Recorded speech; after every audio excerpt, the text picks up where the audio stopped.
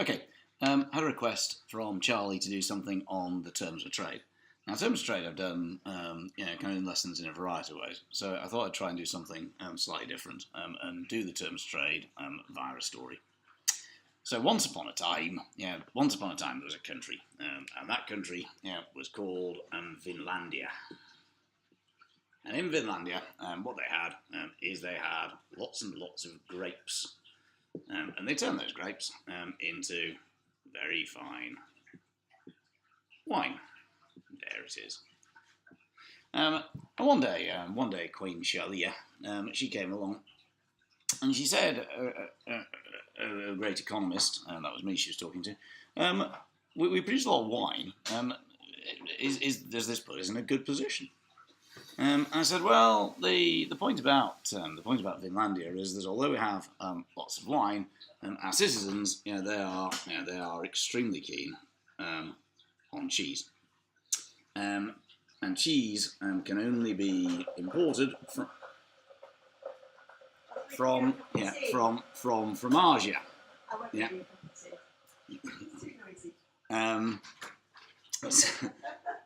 So yeah. So where was I? So what we're saying then is that obviously what Vinland is going to do is it's going to sell wine on world markets and it's going to buy cheese from countries like from Asia. So I said to Charlie, well, a lot's really going to depend on the value of wine, because what we're going to look at is for each bottle of wine, how much do we earn that's going to allow us to buy cheese. And one way of looking at this is to look at what's called the terms of trade. Now, that's not to be confused with the balance of trade or anything else, really, because all the terms of trade does is it says, well, let's look at the price of what we sell, so in this case, the price of wine, and compare it with the price of what we buy, which is cheese. So I'll go into some research, I said to Queen Shalia, and off I did. And I said, Queen Shalia, what I've discovered is that over the last 12 months, the price of wine has risen by 30%. And Queen Shalia said, well, that sounds reasonably promising, doesn't it? And I said, yeah, it does. Because what that means is that each bottle of wine is now going to allow us to buy more cheese than it did before. The terms of trade have moved in our favour. Now, a lot will partly depend on what caused the increase in the price of wine, but other things being equal, suppose that the increase in the price of wine was caused by one of our neighbouring countries, Bacchinalia, having a grape shortage, then what we would discover is that this has worked in our favour. Furthermore, I said to Queen Shalia, what I've also discovered is that a milk glutton from Asia has led to the global price of cheese dropping by 20% as well. So even if the price of wine hadn't gone up, we'd still be able to afford more cheese per bottle of wine. And that's all that the terms of trade really does, is it compares the price of what you sell with the price of what you buy. Now, obviously, in reality, most countries aren't monoproduct countries. Even Vinlandia probably sells some grapes.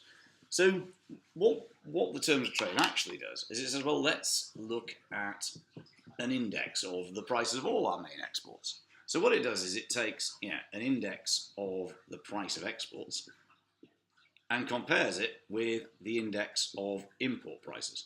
And if you're a country like Vinlandia, what you really want, is for the price of exports to go up and or the price of imports to go down, like we said in that example. So in the example that I had, suppose that in year one, the terms of trade were the index of export price was 100 and the import price was 100. What we said is the price of wine went up by 30% over the last year, and the price of wine went down by 20%. So our new terms of trade is 130 over 80. Normally, is then turned into an index itself. Oops, that's fallen off the end. Multiplied by 100. Yeah, so 130 over 80, 8's going to 13 ones, and into 50 there goes 6, and into 20 there you go, 8's go into 22, and there we go. It'd be, 162.5. Yeah, so the terms of trade have moved significantly in our favour.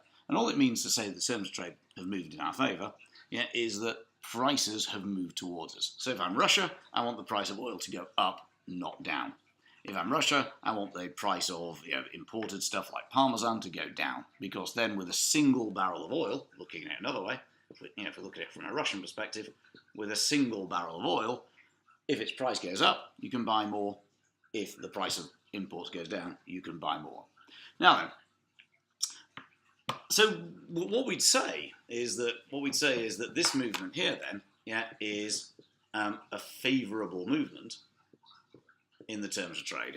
An increase in export prices or reduction in import prices, has moved the terms of trade, the terms on which we trade, in our favour.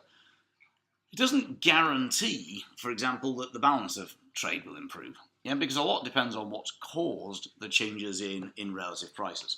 So, for example, one common reason for the terms of trade, to change, can be changing the exchange rate. Suppose that the pound got stronger. Well, what that would be likely to do is it would likely to increase the price of exports and decrease the price of imports. So that's favourable in some sense, because the price of imports come down, so it's easy for us to buy more of them. But there's an obvious risk that what's actually going to happen is that the balance of trade is going to get worse, because the balance of trade simply looks at X minus M, the value of exports minus the value of imports. That's PX times QX, and that's PM times QM. Therefore, that's where things like the Marshall-Lerner condition become important, because the light's right on that bit there, isn't it? Because obviously, if the price of, in this case, if the price of imports goes down, theoretically we might buy fewer. We might now be spending less on imports in total, but there's an obvious risk, that in the case of an appreciation, that we end up buying lots more imports, and therefore the value of expenditure on imports actually goes up. So the terms of trade is simply a freestanding concept. It doesn't necessarily tell you anything about what's going to happen to the current account or the balance trade and so on, because a lot depends on the reason for changes in export and import prices. But all it is, therefore, is so the terms of trade, it's simply the index of the price of what you sell divided by the index of the price of what you buy, generally multiplied by 100. Favourable is generally considered to be that. So if I'm Russia, I want the price of oil to go up.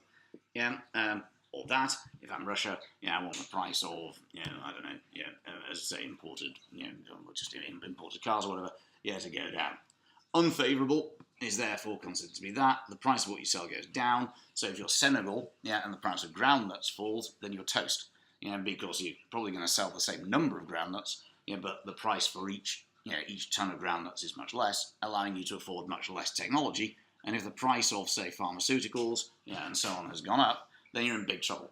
Because each bag of nuts, is allowing you to buy fewer and fewer and fewer pharmaceuticals. So therefore, there are obvious risks associated with that, which means you may be pushed into intensive groundnut production to try and create far, far more products, or so on. So therefore, it's generally the case, that an improvement in the term of trade is generally good, especially if it's driven by changes in world market conditions. If it's driven by changes in global supply and demand and that type of thing, then the terms of trade, whether it's favourable or unfavourable, is generally accurate. Where exchange rates get involved, then the picture becomes somewhat more complicated. Anyway, hope that helps, and there we go. Bye.